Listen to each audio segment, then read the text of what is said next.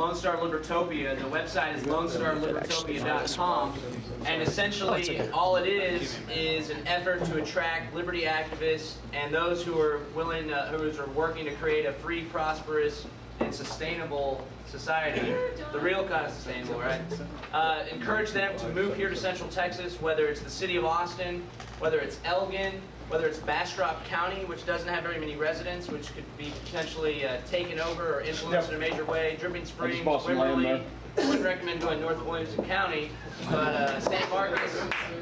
There's really something magical taking place here in Central Texas, unlike any other place in the country. And since 2009, I've traveled the country and visited with all sorts of different local liberty movements. And really the only other local liberty movement that I would say actually might be out-competing us at this point would be the Free State Project, which is, that's in New Hampshire. And essentially the Free State Project provided the inspiration for this idea of Lone Star Libertopia. They're very similar, but also different. The Free State Project, back in 2000 or so, this guy Jason Sorens, he wrote an essay on an idea that we should all geographically concentrate libertarians, because at that point there wasn't a whole lot of liberty activism going on. Of course, there's a Libertarian Party, there's a lot of educational efforts, some nonprofit stuff like that, but it wasn't anything like it was after the Ron Paul Revolution, right, in 2008, which really ignited the already existing liberty movement and turned it into something that's very special and already making change throughout the entire country. So they said, this is here an idea. We can pick a small state with small numbers. They went through all these different processes.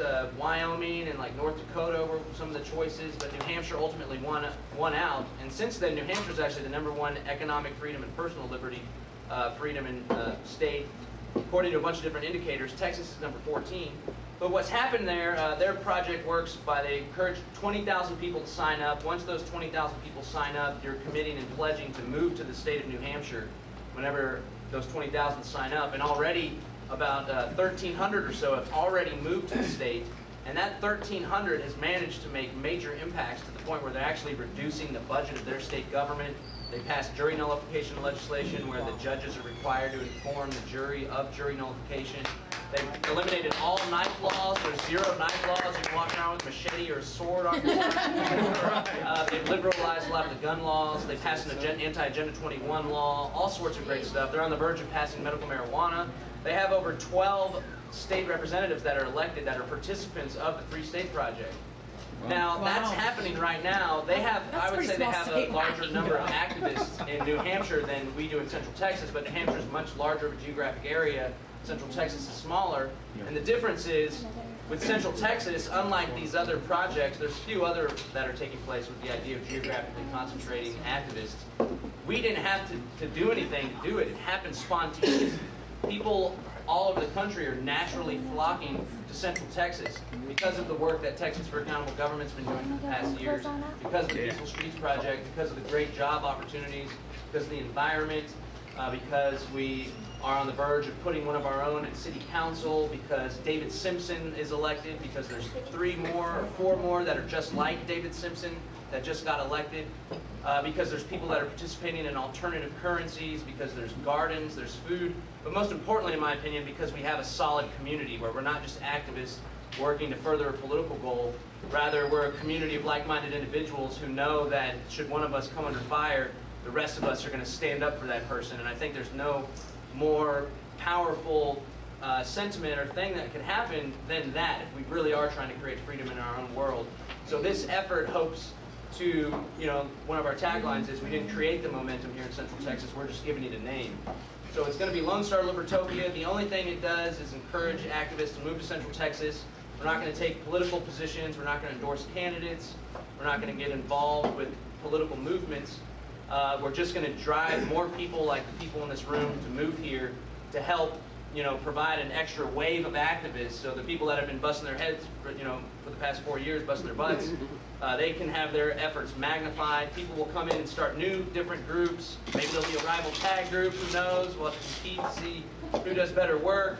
There's going to be all sorts of new efforts coming on, and I want to encourage everybody to act as an ambassador from here on out. Many people already are, but anytime you're on Facebook or you're talking to one of your friends or family that lives in another area, encourage them to pack up and move down. Offer to lend a helping hand on getting them down.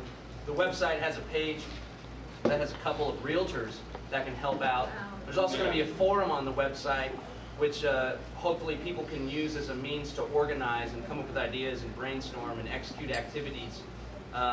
We're going to be having a launch party on Wednesday at Brave New Books. What better place? You know, Brave New Books. Not very many places like that in the whole country. In fact, there's only one other libertarian brick-and-mortar bookstore in the entire country, and it's not on the scale that Brave New Books is, and it happens to be Some of them are upset that we're doing this, by the way, because they think we're going to steal some of their thunder. We haven't even launched it yet, and there's already people that have moved, instead of going to New Hampshire, that have moved to Austin, like Wheeler and the Geese over here. They were planning on moving to New Hampshire, but they decided to move to Austin. So we're going to have promotional material, we're going to do YouTube videos, and really I'm going to put some energy into it, and other people up until the beginning of the new year, but we'd like it to be just a hands-off, laissez-faire, where anybody that wants to encourage people to move to Central Texas can do what they want with the idea, with the brand, and encourage people to move down on your own accord, make your own videos, do write-ups. If you're ever in front of the media, mention something like that. This is what we're doing down here in Central Texas. Come on down to take part in it. And I really think it can serve as a catalyst to build on the momentum that we already have taking place, to strengthen the efforts already existing, and to build new efforts, and most importantly, again, to build community so we can be free sometime in our lifetime, or at least hopefully my daughter will get a shot at it. Yes? Are we going to have a schlitter bond or any kind of water park? No, but I would like to organize an annual camp-out festival, like Pork Fest they have in New Hampshire, and an annual Liberty Conference, where we have speakers and activists and stuff like that. So that'll serve not only to get us motivated and organize us, but also people can fly in from other areas. Totally. And one of the first things we can do is get the people that live in San Antonio, like Matt Medina and others, and like Derek Rose out in Houston, and some of our brothers up in Dallas and Fort Worth. We can get those guys to move to Central Texas, and I think we'll really be able to take that. And here's another thing, John. If we can even get people just to move to Texas, because those guys in those cities are all doing a great job, and we need activists in different cities like Houston, San Antonio, Dallas. We need them.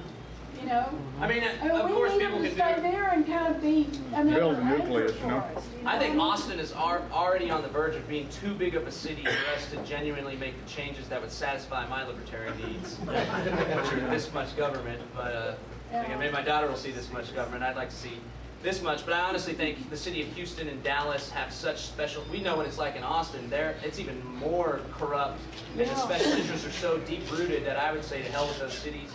And one thing that we can strategically think in a manner, sorry, I mean... The ex-representative is back. You have to keep fighting all this. You have to keep I'll be the diplomat, okay? But everywhere.